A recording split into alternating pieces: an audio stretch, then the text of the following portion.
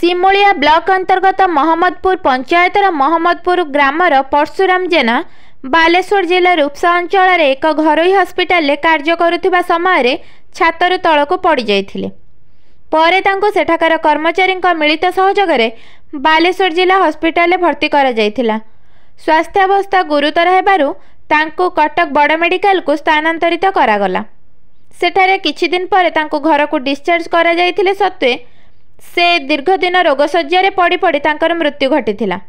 परशुराम एकमात्र रोजगारिया व्यक्ति थिले। से जहाँ रोजगार करती तांका 5 प्राणी कुटुंब चली जाती।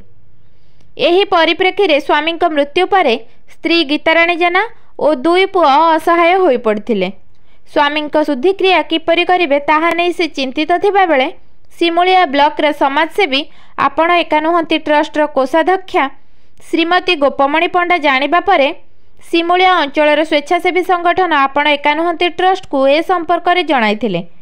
परे संगठन पक्षरु आज तांको परिवार को भेटी संगठनर सभापति श्री अजय कुमार महांती, संपादक श्रीजुक्त सुशांत कुमार बेहेरा, उपदेष्टा शिवानंद पाढ़ी और श्री गदाधर जेना अध्यक्षतार सदस्य अजय मल्लिक, रमाकांत नायक, बलराम साहू, रंजिता बेहेरा, चंदन कुमार नायक, मधुस्मिता मिश्र, मधुस्मिता बारिक, मनोरमा बेहेरा, पद्मावती साहू, हरिहर गोछायत, सावित्री साहू, चंद्रकांत बेहेरा आदि उपस्थित रही संगठन पक्षरु 1 मासर राशन सामग्री सहित पनीपरिबा देइथिले।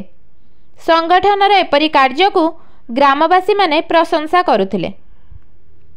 मो नाम ग्राम मोहम्मदपुर।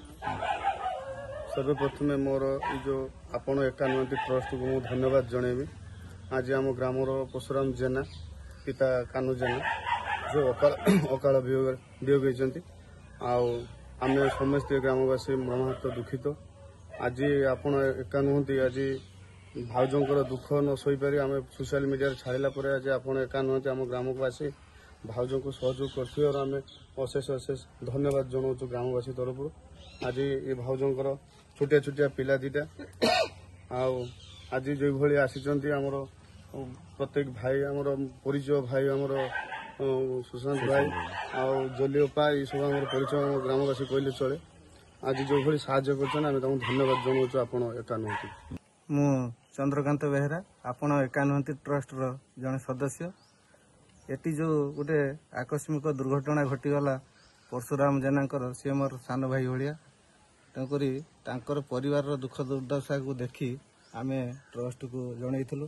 ट्रस्ट से जहाँ किसी साहाय्य आकार रे आसी पहुंची से आमर ग्रामवासी तरफ तथा आम ट्रस्ट तरफ अनेक अनेक हार्दिक शुभेच्छा।